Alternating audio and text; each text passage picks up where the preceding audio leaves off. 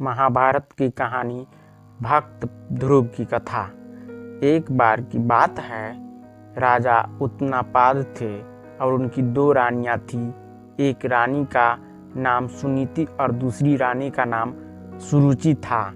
सुनीति बड़ी रानी और सुरुचि छोटी रानी थी। रानी सुनीति के पुत्र का नाम ध्रुव और रानी सुरुचि के पुत्र का नाम उत्तम था।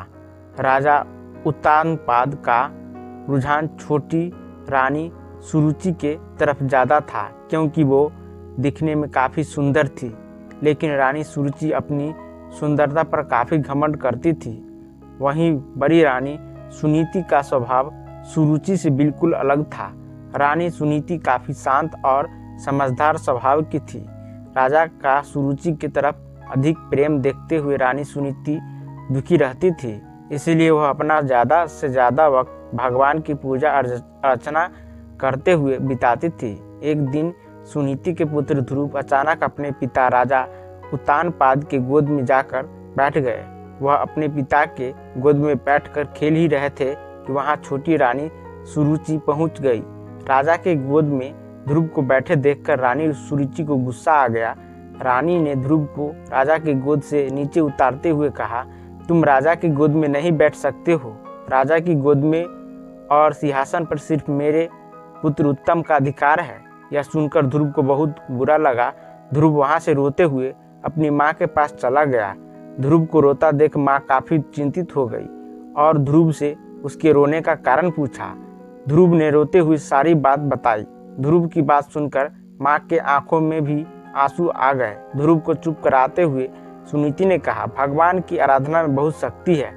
अगर सच्चे मन से आराधना की जाए तो भगवान से तुम्हें पिता की गोद और सिंहासन दोनों मिल सकते हैं। माँ की बात सुनकर ध्रुव ने निर्णय कर लिया कि वह सच्चे मन से भगवान की आराधना करेंगे। ध्रुव अपने महल से भगवान की प्रार्थना करने जंगलों की तरफ निकल पड़े। उन्हें रास्ते में ऋषि नारद मिले। छोटे से ध्रुव को जंगलों की तरफ जाता देख नारद ने उन्हें रोका। नारद ने उनसे पूछा, तुम जंगलों की तरफ क्यों जा रहे हो? ध्रुव ने उन्हें बताया कि वो भगवान का ध्यान करने जा रहे हैं। ध्रुव की बात सुनकर नारद ने उन्हें समझाकर राजमहल वापस भेजने की कोशिश की, लेकिन ध्रुव ने उनकी एक न सुनी। ध्रुव के निर्णय के कारण नारद ने ध्रुव को ओम नमो भगवते वासुदेवाय मंत्र का जाप कराने को कहा। इसके बाद ध्रुव जंगल में जाकर इस मंत्र का जाप करने लगे। उधर नारद ने महाराज उत्तानपाद को ध्रुव के बारे में बताया। बेटे के बारे में सुनकर महाराज का मन चिंतित हो गया। वह ध्रुव को वापस लाना चाहते थे, लेकिन नारद ने कहा, ध्रुव प्रार्थना में डूब गया है और अब वह वापस नहीं आएगा। उधर ध्रुव कठोर तपस्या में लगे रहे। कई दिन और महीने गुजर गए, लेकिन ध्रुव प्रार्थना करते रहे। इस बीच ध्रुव की भक्ति से प्रसन्न होकर भगवान हरि ध्रुव के सामने प्रकट हुए। भगवान हरि ने ध्रुव को वरदान देते हुए कहा, तुम्हारी तपस्या से हम बहुत प्रसन्न हैं। तुम्हें राजसुख मिलेगा, साथ ही तुम्हारा नाम और तुम्हारी भक्ति हमेशा के लिए जानी जाएगी। यह कहकर भगवान ध्रुव को राजमहल की तरफ भेज दिया। भगवान के दर्शन पाकर ध्रुव भी बहुत खुश हुए और उन्हें प्रणाम कर महल की तरफ चले गए।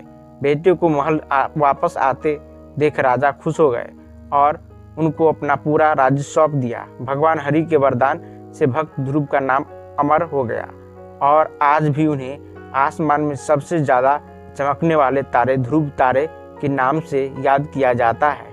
अगर यह कहानी आपको अच्छी लगती है तो कृपया चैनल को लाइक, शेयर और सब्सक्राइब जरूर करें। धन्यवाद।